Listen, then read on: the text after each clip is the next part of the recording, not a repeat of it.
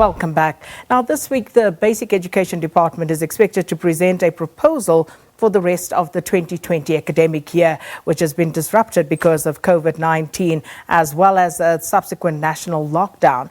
Now, the plan will, among others, we understand, deal with issues such as when classes for the different grades should resume, and also how schools will be maintaining social distancing among learners.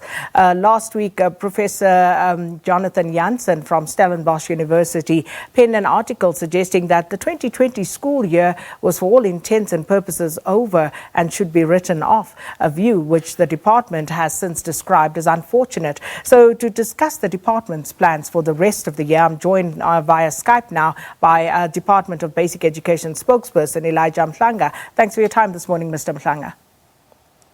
Good morning, Sakina. Thank you so much for inviting us. Mr. Mhlanga, let's start with Professor Jansen's article and the sentiments expressed therein. And as a department, you seem to hold a completely different view in terms of the remainder of the 2020 academic year. Yes, we do. We believe that it can still be rescued. In fact, the thought of scrapping it or writing it off never occurred to our minds, and we feel that that view is irresponsible because it sends a wrong message to young people who are now hearing stories about them being progressed from one grade to the next without doing much work. And we feel that it's not the right thing to say in April, especially when we are still not even halfway through the second term in terms of the current calendar. So we still have days. The second term was supposed to have 50 days, and by the end of the lockdown, we'll have lost about 23 days. And when we start to implement the recovery plan, we should be able to get some of those days back. It will need a lot of work to be done, but not to say that the whole day should be written off. Now, Mr. Mhlanga, there is a document purported to be a framework for a curriculum recovery plan, which has been doing the rounds, and it suggests, among other things, that grades 7 and 12 will resume classes as early as May the 6th, and then there would be a staggered approach for the other grades going right up to July. Can you first and foremost just confirm for us whether the authenticity, should I say, of that particular document? The document was an earlier version of our discussions and our plans for the reopening of school. And since then, a lot of discussions have taken place. The last discussion that we had on our plans was yesterday at 5 p.m. with our stakeholders. So we don't believe that people should go with what they have seen, because it was not announced by the minister, it was not announced by the department. The document started circulating, and it's been misleading people because everyone now thinks that the 6th of May is the return of schools, when in fact government has not pronounced on that. Cabinet is meeting today to finalize the plan. Proposals were put to the National Coronavirus Command Council, who are the people looking into all matters that have got to do with life after the lockdown.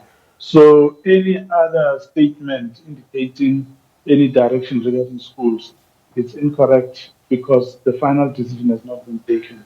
So people should wait for the minister to brief the nation about what is going to happen when the lockdown is lifted. So when will that briefing take place?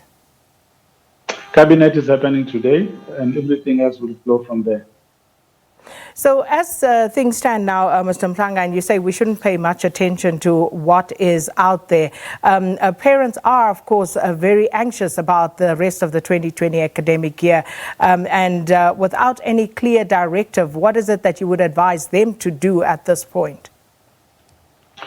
The coronavirus situation is monitored on a day-to-day basis. The Minister of Health briefs us every day on what is taking place. If we were to listen to what is taking place, they would then give direction and would know what is happening. Because whatever that we do in education will be guided by what the Department of Health, as the leader in this case, is advising us to do with the experts. So all the plans that we are putting together are scrutinized by the Department of Health to see indeed that whatever we are proposing is in line with the safety measures that need to be put in place for our learners and teachers to be comfortable that when we say they must go back to school, it will indeed be the right time to do so. And there are also other preparations that we need to make in terms of complying with the social distancing issues, the hygiene standards. We need to reconfigure the physical environment, but also educating people about what needs to be done when schools reopen, because life is not going to be the same again. Even our examinations, our exam centers, our classrooms, all of those things, we need to take that into account. So the minister will unveil the entire comprehensive plan at the right time, hopefully this week, because we understand that there is anxiety around the country in terms of what is going to happen, and we are cognizant of that. And we will work very hard to communicate what parents should know. For now, though, we appeal to people to wait for the official word from government before making other plans or decisions that are not based on fact. And Ms. Mhlanga, as you rightly say, these are not normal circumstances. You've already spoken about at least 23 teaching and learning days lost. So should parents and learners, teachers themselves, should they be bracing themselves for longer than usual school days or extended days of the week? Well, they should brace themselves for extraordinary work, as it has happened in previous occasions, like Buwani, Merafong, and other places where there were protracted disruptions, where people have to work very hard and sacrifice their time, holidays, and weekends in certain instances.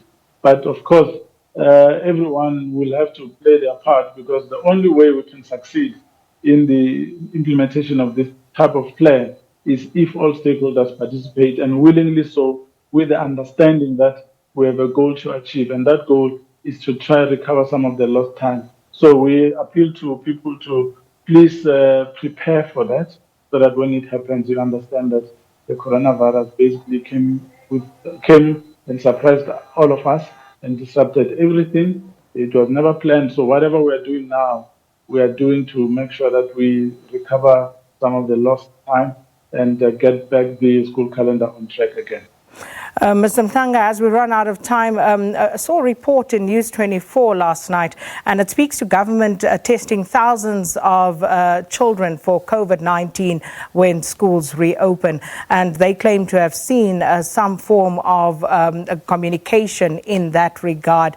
Is there any truth to that? Will you be testing children for COVID-19 once school resumes? No, there's no secret. I think that's just mischief making. There is no secret in that. Government has already been implementing a mass testing and screening campaign. And that campaign will not only be restricted to households, but it will also be extended to schools, because that's where we gather our learners. That is not a secret at all. It's going to happen. And it's part and parcel of us having to protect learners, raising awareness on the coronavirus, because it will still be with us when the lockdown is lifted. It will still be with us throughout this year. So we need to reimagine life after the lockdown and think of those things that we need to do to try to keep safe. So testing and screening is part of that process of making sure that everyone keeps in mind that there's a coronavirus still to fight, and we still need to take the greatest care possible so that we don't get infected, because we know already a lot of positive cases have been reported, and deaths as well are continuing. What about the children's right in this regard? Will you be speaking to parents about this? And also, how many tests do you intend conducting on children altogether?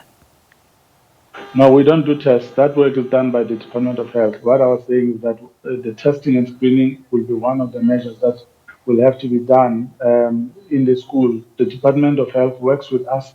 We have structures that had been working with us even before Corona took place, in terms of identifying ailments that might be making it impossible for learners to access quality education.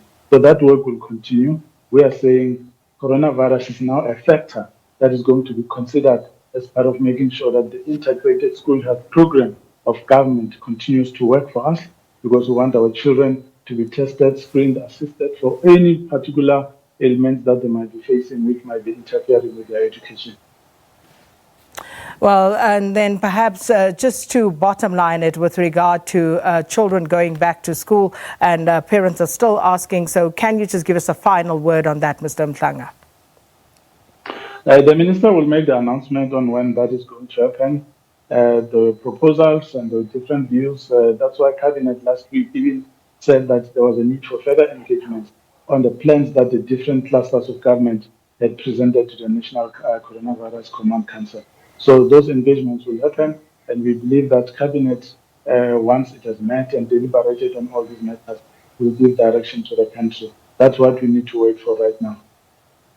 Mr. Mhlanga, we'll leave it there. Thank you so much for your time this morning. Spokesperson for the Department of Basic Education, Elijah Mhlanga, talking to us about the plans for the 2020 academic year. Let's take a break.